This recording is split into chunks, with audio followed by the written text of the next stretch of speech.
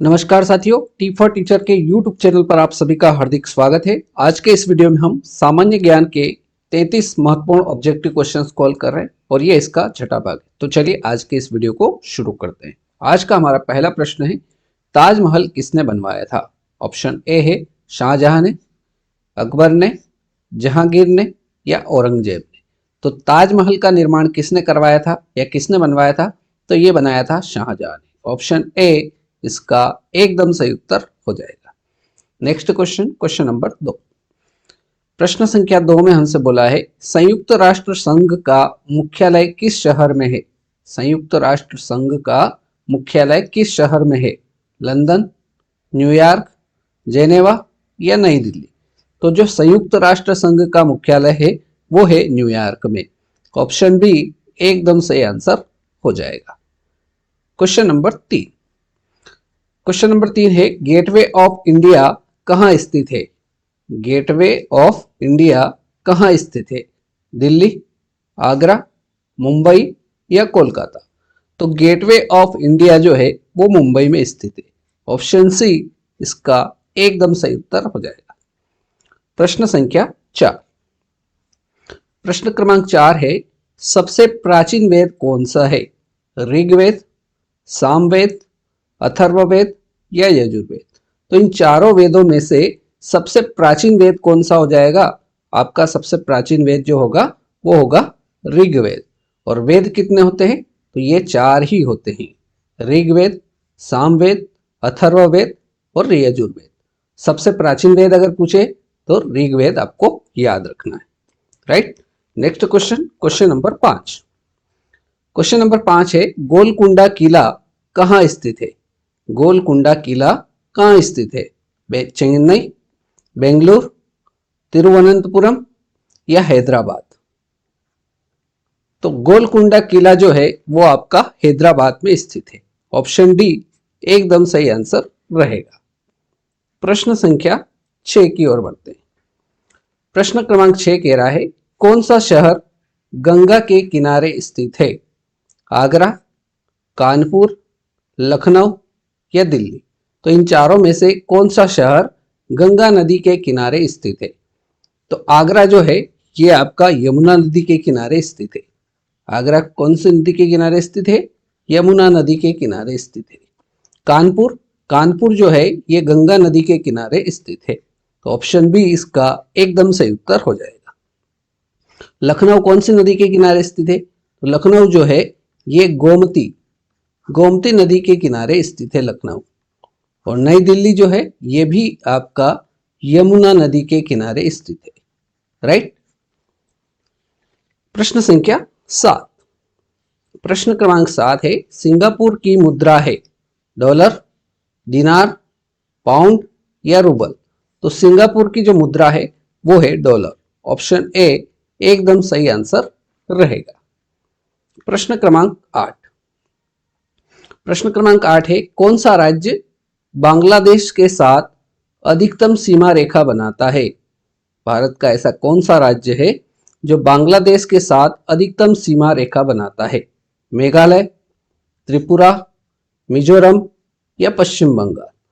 तो इन चारों में से जो आपका पश्चिम बंगाल है, ऑप्शन डी पश्चिम बंगाल बांग्लादेश के साथ अधिकतम सीमा रेखा बनाता है, इसलिए ऑप्शन डी इस प्रश्न का बिल्कुल सही उत्तर हो जाएगा।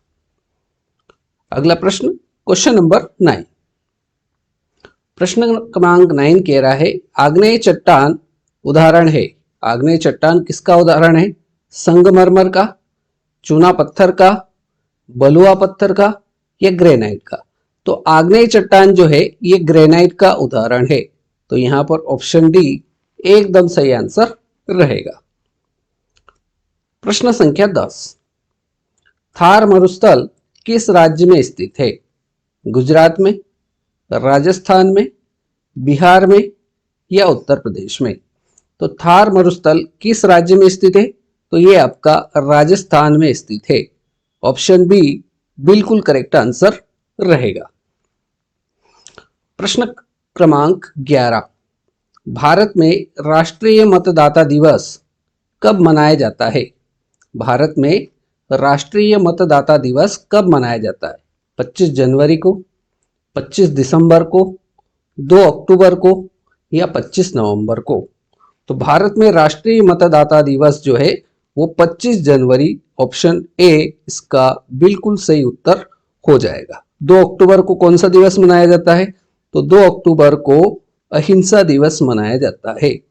2 अक्टूबर को महात्मा गांधी जी की जयंती अहिंसा दिवस के रूप में इसको मनाया जाता है।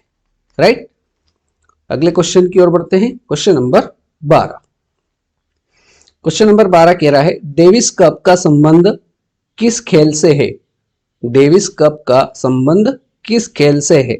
क्रिकेट से, फुटबॉल से, हॉकी से या टेनिस से? तो डेविस कप का जो संबंध है ये आपका टेनिस खेल से संबंधित होगा। तो ऑप्शन डी एकदम सही आंसर हो जाएगा।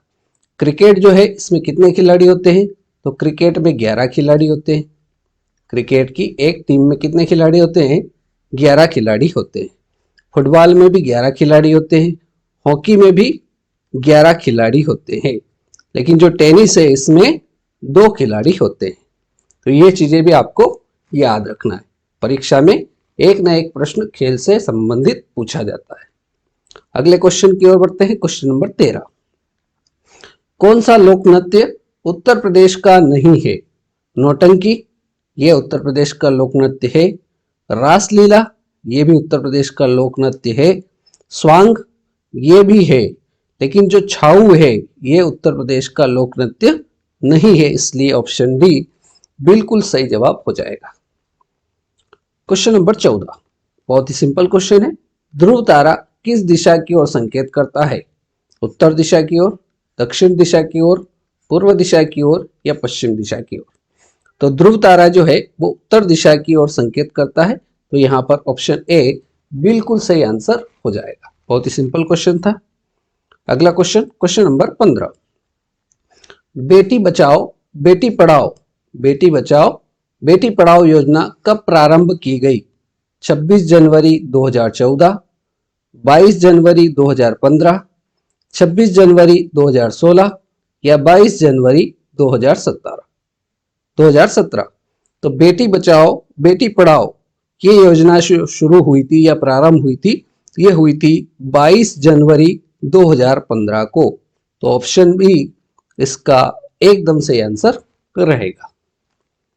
Question number 16।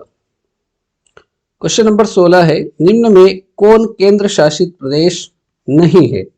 दिल्ली, ये केंद्र शासित प्रदेश है। चंडीगढ़, ये भी केंद्र शासित प्रदेश है। छत्तीसगढ़ जो है ये केंद्र शासित प्रदेश नहीं है, इसलिए ऑप्शन सी एकदम सही उत्तर हो जाएगा। और दमनदीप ये भी केंद्र शासित प्रदेश है। तो यहाँ पर ऑप्शन सी छत्तीसगढ़ इस प्रश्न का बिल्कुल सही उत्तर हो जाएगा। प्रश्न क्रमांक 17। भारत का सर्वोच्च नागरिक सम्मान कौन सा है? पद्म विभूषण, भारत रत्न, अर्जुन पुरस्कार या पद्म भूषण? तो भारत का सर्वोच्च नागरिक सम्मान कौन सा है? तो भारत का सर्वोच्च नागरिक सम्मान जो है वो भारत रत्न है। ऑप्शन बी एकदम करेक्ट आंसर हो जाएगा। वर्तमान सत्र 2024 में भारत सरकार जो केंद्र सरकार है उसके द्वारा किन किन को भारत रत्न पुरस्कार दिया गया है, उसमें पहला है कर्पूरी ठाकुर। पहला नाम कौन है? कर्पूरी ठाकुर। इनको इसी सत्र 2024 में भारत रत्न मिला है। दूसरे नंबर पर दिया गया है भारत रत्न लाल कृष्ण आडवाणी जी को। लाल कृष्ण आडवाणी, इनको भी भारत रत्न मिला है इस सत्र में। तीसरे नंबर पर है चौधरी चरण सिंह। चौधरी चरण सिंह, इनको भी 2024 में मरणोपरांत भारत रत्न से सम्मानित किया गया है। चौथे नंबर पर पीवी नरसिम्हा राव। पीवी नरसिम्हा राव, इन्हें भी भारत रत्न से सम्मानित किया गया है। और पांचवें नंबर पर जो भारत रत्न मिला है वो मिला है doctor M S. Swaminathan. M S. Swaminathan को भी भारत रत्न से सम्मानित किया गया। तो 2024 में टोटल 5 लोगों को भारत रत्न पुरस्कार से सम्मानित किया गया है। और जो ये 3 नाम है, चौधरी चरण सिंह, पीवी नरसिम्हा राव और डॉक्टर एम.एस. स्वामीनाथन, इनको मरणोपरांत भारत रत्न मिला है। राइट। तो इस प्रश्न में आपको ये सारी डिटेल याद रखना है, परीक्षा में प्रश्न पूछा जा सकता है। क्वेश्चन नंबर 18 कह रहा है प्रवासी भारतीय दिवस कब मनाया जाता है? 28 मई, 10 फरवरी, 23 फरवरी या 9 जनवरी? तो प्रवासी भारतीय दिवस जो मनाया जाता है वो मनाया जाता है 9 जनवरी। ऑप्शन डी इसका एकदम करेक्ट आंसर हो जाएगा। Right. Next question number 19। Bharat का राष्ट्रीय खेल है क्रिकेट, हॉकी, फुटबॉल या शतरंज? तो भारत का जो राष्ट्रीय खेल कौन सा है? हॉकी है। ऑप्शन बी एकदम सही आंसर हो जाएगा। Question number 20। सीएनजी का तात्पर्य है carbon nitrogen gas, compressed nitrogen gas, C है कंप्रेस्ड नेचुरल गैस या डी है कार्बन नेचुरल गैस? तो सीएनजी का जो फुल फॉर्म है वो होगा compressed natural gas. Option C बिल्कुल सही उत्तर हो जाएगा। राइट। और यदि ये वीडियो आपको अच्छा लग रहा है तो वीडियो को लाइक करें, अपने दोस्तों के साथ शेयर करना ना भूलें और चैनल को सब्सक्राइब कर लीजिए जिससे आपको इस प्रकार के नए वीडियो का नोटिफिकेशन मिल सके। तो चलिए 21वें प्रश्न की ओर बढ़ते हैं। प्रश्न क्रमांक 21 कह रहा है कपास पौधे के किस भाग से प्राप्त होता है? जड़ से, तना से, पत्ती से या फूल से? तो कपास जो है वो पौधे के फूल से प्राप्त होता है। तो यहां पर ऑप्शन डी एकदम सही उत्तर हो जाएगा। प्रश्न संख्या 22। भारत के मुख्य न्यायाधीश की नियुक्ति कौन करता है? भारत के जो मुख्य न्यायाधीश होते हैं उनकी नियुक्ति कौन करता है? राष्ट्रपति, प्रधानमंत्री, कानून मंत्री या सांसद? तो भारत के मुख्य न्यायाधीश की नियुक्ति राष्ट्रपति के द्वारा की जाती है। तो यहां पर ऑप्शन ए इसका एकदम सही आंसर रहेगा। Next question number 23। Question number 23 है लौह पुरुष के नाम से किसे जाना जाता है? सरदार वल्लभ भाई पटेल, सुभाष चंद्र बोस, महात्मा गांधी या गोपाल कृष्ण गोखले? तो लौह पुरुष के नाम से जाना जाता है सरदार वल्लभ भाई पटेल को। ऑप्शन ए बिल्कुल करेक्ट आंसर हो जाएगा। Next question number 24। Question number 24 है जिस समिति ने हमारे संविधान को तैयार किया उसके अध्यक्ष कौन थे? डॉक्टर राजेंद्र प्रसाद, डॉक्टर भीमराव अंबेडकर, महात्मा गांधी या पंडित जवाहरलाल नेहरू? तो जिस समिति ने हमारे संविधान को तैयार किया उसके जो अध्यक्ष थे वो थे doctor Bhimrao Ambedkar. Option B इसका एकदम सही आंसर रहेगा।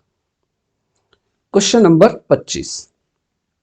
हमारे शरीर का वह कौन सा अंग है जिसमें लेंस है? गुर्दा, हृदय, आंख या मस्तिष्क? तो हमारे शरीर का ऐसा कौन सा अंग है जिसमें लेंस है? तो वो है आंख। आंख में हमारे लेंस है। तो यहां पर ऑप्शन सी बिल्कुल सही उत्तर रहेगा। प्रश्न संख्या 26। भारत की सबसे लंबी नदी कौन सी है? भारत की सबसे लंबी नदी पूछी है, कौन सी है? गंगा, सिंधु, गोदावरी या कृष्णा? तो भारत की जो सबसे लंबी नदी है वो है आपकी गंगा नदी। ऑप्शन ए एकदम करेक्ट आंसर हो जाएगा। प्रश्न संख्या 27। इसरो की स्थापना कब हुई थी? इसरो की स्थापना कब हुई थी? 1964, 1969, 1973 या 1970? तो इसरो जो है, इसरो क्या है? इंडियन स्पेस रिसर्च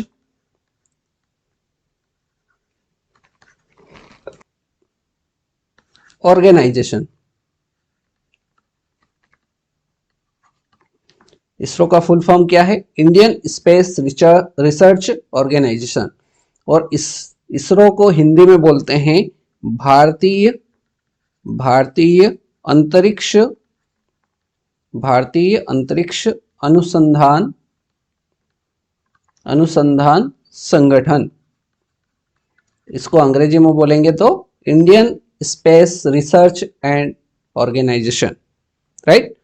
तो इसरो की जो स्थापना हुई थी वो हुई थी 1969 को इसकी स्थापना हुई थी। तो ऑप्शन बी एकदम सही जवाब हो जाएगा।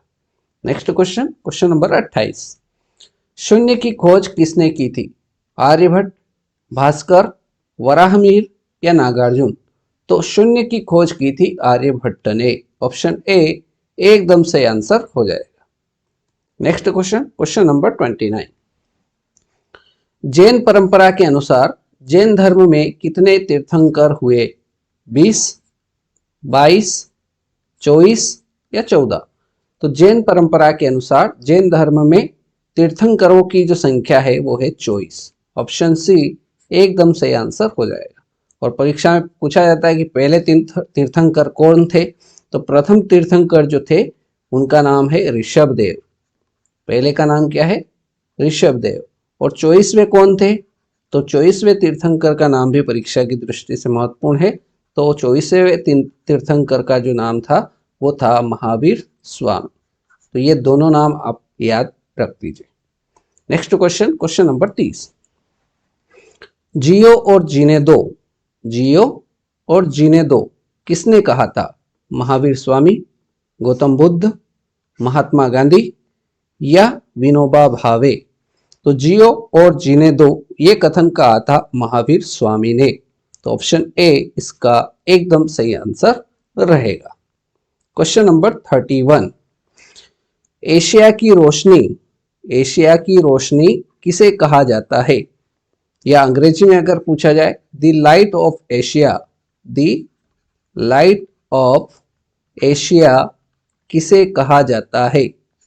राइट, महात्मा गांधी, गौतम बुद्ध, महावीर स्वामी या विनोबा भावे? तो एशिया की रोशनी किसे कहा जाता है? तो ये कहा जाता है गौतम बुद्ध को। ऑप्शन बी इसका एकदम सही आंसर रहेगा। प्रश्न संख्या 32। भारत में हरित क्रांति के जनक कौन थे? Mahavir Swami, doctor APJ Abdul Kalam, MS Swaminathan या प्रकाश सिंह?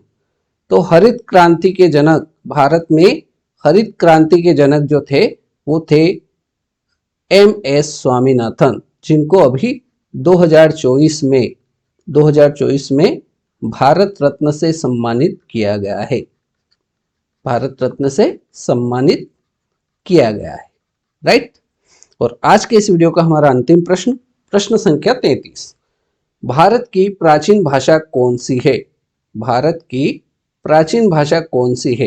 हिंदी, प्राकृत, संस्कृत या अंग्रेजी? तो भारत की प्राचीन भाषा जो है वो है आपकी संस्कृत भाषा। ऑप्शन सी इसका एकदम सही आंसर हो जाएगा, राइट। तो इस प्रकार से आज के इस वीडियो में हमने 33 सामान्य ज्ञान के आईएमपी ऑब्जेक्टिव क्वेश्चंस को हल किया। उम्मीद करता हूं प्रश्न समझ में आ गए होंगे।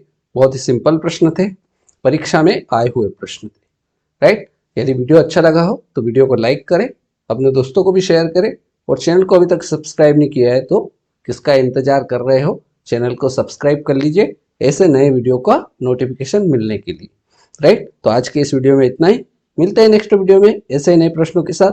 तब तक के लिए जय हिंद, जय भारत।